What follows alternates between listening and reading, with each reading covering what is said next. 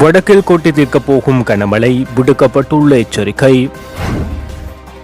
ஈழத்தமிழரின் வரலாறு தெரியாமல் பிதற்றும் பதுளை பாராளுமன்ற உறுப்பினர் சபா குகதாஸ் விசனம். வடக்கு ஆளுநருக்கும் பிரித்தானிய தூதரகத்தின் பிரதிநிதிகளுக்கும் இடையில் சந்திப்பு.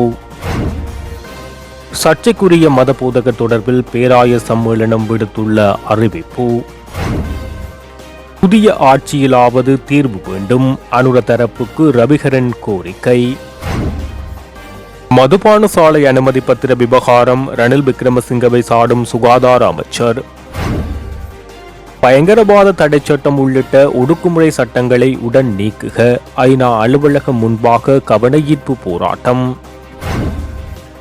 பயங்கரவாத தடை சட்டம், நிகழ்நிலை காப்பு சட்டம் என்பன தொடர்பில் அவசியமான அடுத்த கட்ட நடவடிக்கைகள் முன்னெடுக்கப்பட வேண்டும், நிதி மற்றும் தேசிய ஒருமைப்பாட்டு அமைச்சர். தொடர்பான விரிவான செய்திகள். வடக்கு மாகாணத்தில் சில இடங்களில் 100 மில்லிமீட்டருக்கும் அதிகளவான பலத்த மழை வீழ்ச்சி எதிர்பார்க்கப்படுவதாக வளிமண்டலவியல் திணைக்களம் எதிர்வு கூறியுள்ளது. குறித்த விடயத்தை வளிமண்டலவியல் திணைக்களம் அறிக்கை ஊடாக வெளியிட்டுள்ளது. இதன் அடிப்படையில் நாட்டின் ஏனைய பிரதேசங்களில் பல இடங்களில் மாலையில் அல்லது இரவில் மழையோ அல்லது இடியுடன் கூடிய மழையோ பெய்யக்கூடிய சாத்தியம் காணப்படுகிறது. மத்திய சபுரமுக, தென் ஊவா மேல் மற்றும் வடமேல் மாகாணங்களில் காலை வேளையில் பனிமூட்டமான நிலை காணப்படும் என எதிர்பார்க்கப்படுகிறது. மேலும் இடியுடன் கூடிய மழை பெய்யும் வேளைகளில் அப்பிரதேசங்களில் தற்காலிகமாக பலத்த காற்றும் வீசக்கூடும் எனவும், மின்னல் தாக்கங்களினால் ஏற்படக்கூடிய பாதிப்புகளை குறைத்துக் கொள்ள பொதுமக்கள் தேவையான முன்னெச்சரிக்கை நடவடிக்கைகளை எடுத்துக் கொள்ளுமாறு வளிமண்டலவியல் திணைக்களம் கோரிக்கை விடுத்துள்ளமை குறிப்பிடத்தக்கது. முன்னாள் ஜனாதிபதிகள், பிரதி அமைச்சர்கள் மற்றும் பல்வேறு அரசு நிறுவனங்களுக்கு ஒதுக்கப்பட்டுள்ள மாளிகைகளை பொருளாதார ரீதியாக பயனுள்ளதாக பயன்படுத்துவதற்கு ஜனாதிபதி அனுரகுமார திசாநாயக்க, பொது நிர்வாக, மாகாண சபைகள், உள்ளூராட்சி அமைச்சர் ஆகியோர் முன்வைத்த ஒருங்கிணைந்த பிரேரணைக்கு அமைச்சரவை அங்கீகாரம் வழங்கியுள்ளது. இதன் அடிப்படையில் அரச நிர்வாகம், மாகாண சபை மற்றும் உள்ளூராட்சி மன்றங்கள் அமைச்சின் கீழ் கொழும்பு 7 மற்றும் 5 பகுதிகளில் காணப்படும் 50 அரச மாளிகைகள் இதில் அடங்குகின்றன. அத்தோடு ஜனாதிபதி அலுவலகத்தினால் நிர்வகிக்கப்படும் கொழும்பு, கண்டி, நுவரெலியா, மகியங்கனை, அனுராதபுரம், கதிர்காமம், யாழ்ப்பாணம், எம்பிலிப்பட்டிய மற்றும் பெந்தோட்ட ஆகிய பகுதிகளில் ஜனாதிபதி மாளிகைகள் அமைந்துள்ளன. அவற்றுள் அடிக்கடி பயன்படுத்தப்படும் கண்டி, கொழும்பு ஜனாதிபதி மாளிகைகள் தவிர்ந்த ஏனைய மாளிகைகளும் தற்போது நகர அபிவிருத்தி அதிகார சபையின் கீழ் காணப்படும். பல நாட்டின் தலைவர்கள் பலரும் உத்தியோகபூர்வ இல்லமாக பயன்படுத்திய கொழும்பு 2 உள்ள விசும்பாய பிரதமர் அலுவலகத்தின் கீழ் காணப்படும் நுவரெலியாவில் உள்ள பிரதமருக்கான உத்தியோகபூர்வ இல்லம் மற்றும் மேற்குறிப்பிட்ட அரச மாளிகைகள் என்பன இவ்வாறு பொருளாதார ரீதியில் பயனுள்ளவையாக மாற்றப்பட உள்ளன. இந்த அரசு சொத்துக்களை பராமரிப்பதற்காக பெருமளவு நிதி செலவழிக்கப்பட்டுள்ள போதும் அவற்றினால் குறைவான பலனை ஈட்டப்பட்டுள்ளதாக தெரிவிக்கப்படுகின்றமை குறிப்பிடத்தக்கது. இந்த அரசாங்கத்தின் காலத்தில் தமது பிரச்சினைகள் தீர்க்கப்படும் என மக்கள் நம்பிக்கை வைத்துள்ளனர் என்று வடக்கு மாகாண ஆளுநர் நா. வேதநாயகன், பிரித்தானிய தூதரகத்தின் சமாதானத்தை கட்டியெழுப்புதல் மற்றும் மனித உரிமைகளுக்கான முதுநிலை செயலர் ஹென்றி டொனட்டிடம் தெரிவித்துள்ளார். வடக்கு மாகாண ஆளுநர் செயலகத்தில் நேற்று காலை இடம்பெற்ற சந்திப்பின் போது ஆளுநர் மேற்கண்டவாறு குறிப்பிட்டுள்ளார். வடக்கு மாகாண ஆளுநராக நியமிக்கப்பட்டமைக்கு முதலில் வாழ்த்துக்களை தெரிவித்த ஹென்றி டொனைட், வடக்கு மாகாணத்தின் தற்போதைய நிலைமைகள் தொடர்பில் அறிவதே தனது பயணத்தின் நோக்கம் என தெரிவித்துள்ளார். வடக்கு மாகாணத்தின் பாதுகாப்பு தரப்பினரிடமிருந்து இன்னமும் காணிகள் விடுவிக்கப்பட வேண்டும் எனவும், குறிப்பாக மக்களின் காணிகள் கடந்த காலங்களில் அவர்கள் இடம்பெயர்ந்திருந்த சந்தர்ப்பங்களில் வனவள திணைக்களம் மற்றும் வன உயிரிகள் திணைக்களம் என்பனவற்றால் தமது ஆளுகைக்குட்படுத்தப்பட்ட வட்டமானியில் பிரசுரிக்கப்பட்டமையால் தற்போது சிக்கல் நிலைமை ஏற்பட்டுள்ளது என ஆளுநர் சுட்டிக்காட்டியுள்ளார். விவசாயிகளின் வாழ்வாதாரம் இதனால் கடுமையான பின்னடைவுகளை சந்தித்துள்ளது என குறிப்பிட்ட ஆளுநர், வடக்கு மாகாண மக்களின் முக்கியமான பிரச்சினையாக இது உள்ளது என தெரிவித்தார். கடந்த காலங்களில் ஆரம்பிக்கப்பட்ட சில வீட்டு திட்டங்கள் இடைநடுவில் இருப்பதால் மக்கள் சிரமங்களை எதிர்கொள்கின்றனர் எனவும், அவை விரைவில் பூர்த்தியாக்கப்பட வேண்டிய தேவை உள்ளதாகவும் ஆளுநர் குறிப்பிட்டுள்ளார். வெளிவடக்கில் பாதுகாப்பு தரப்பினர் வசம் நீண்ட காலம் இருந்த வீதி மக்கள் பாவனைக்கு விடுவிக்கப்பட்டமை சிறந்த நடவடிக்கை என குறிப்பிட்ட ஆளுநர், மேலும் மக்கள் வீதிகளே காணிகளை விடுவிக்க கூறுகின்றனர் என சுட்டிக்காட்டினார். அத்துடன் பாதுகாப்பு தரப்பினரால் ஏற்படுத்தப்பட்டிருந்த சோதனை சாவடிகள் தொடர்பிலும் அவர் இதன்போது கருத்து தெரிவித்துள்ளார். சோதனை சாவடிகள், வீதி தடைகள் என்பன அகற்றப்பட்டுள்ளது எனவும் ஆளுநர் குறிப்பிட்டுள்ளார். தற்போதைய அரசாங்கத்தின் காலத்தில் முதலீட்டாளர்களுக்கு நம்பிக்கை ஏற்பட்டுள்ளமையினால் அதிகளவு வருகின்றனர் என குறிப்பிட்டுள்ள ஆளுநர், அடுத்த ஆண்டு முதலீட்டாளர்கள் மாநாடு நடாத்த திட்டமிடப்பட்டுள்ளதாக அவர் தெரிவித்துள்ளார். சர்ச்சைக்குரிய போதகர் ஜெரோம் பெர்னாண்டோ தொடர்பில் இலங்கை கத்தோலிக்க பேராயர் சம்மேளனம் அறிக்கை வெளியிட்டுள்ளது.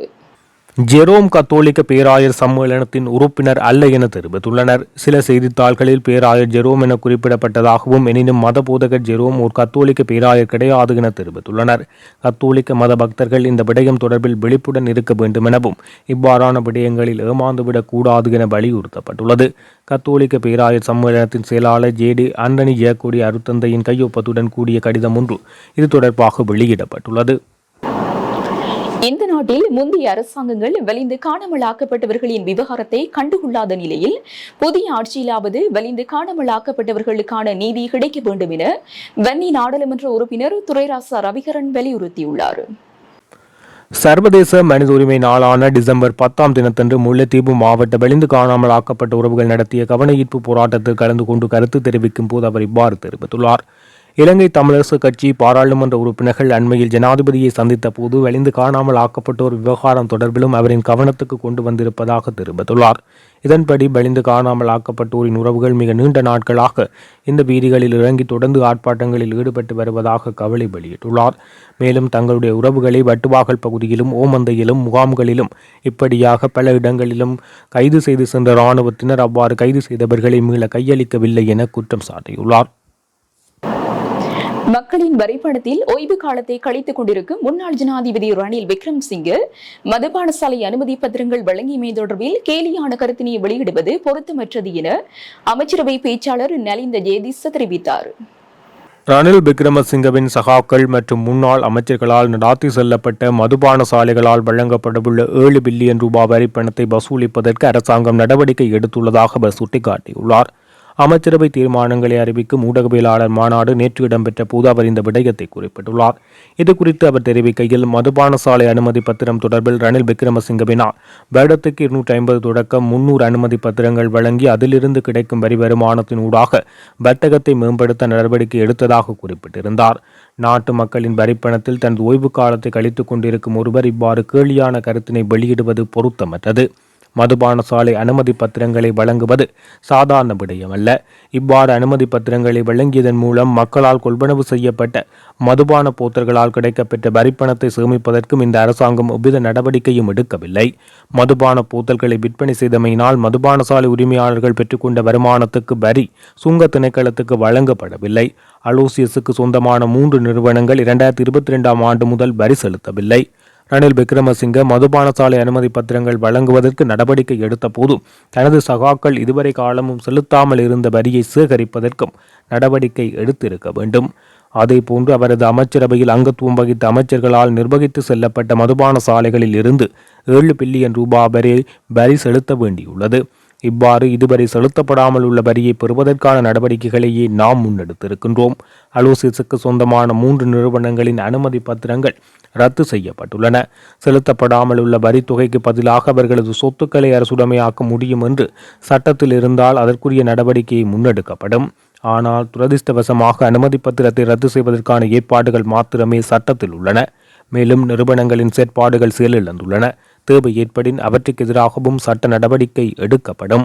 அனுமதி பத்திரங்களை வழங்கி மதுபான சாலைகளின் எண்ணிக்கையை அதிகரிப்பதற்கு நடவடிக்கை எடுத்த சந்தர்ப்பத்தில் தென்னை வளர்ப்பினை ஊக்குவித்திருந்தால் அல்லது அதற்கு வழங்கிய முக்கியத்துவத்தை நெல்லை களஞ்சியப்படுத்துவதற்கு வழங்கியிருந்தால் இன்று நாட்டில் இந்த பிரச்சினை ஏற்பட்டிருக்காது என தெரிவித்துள்ளார்.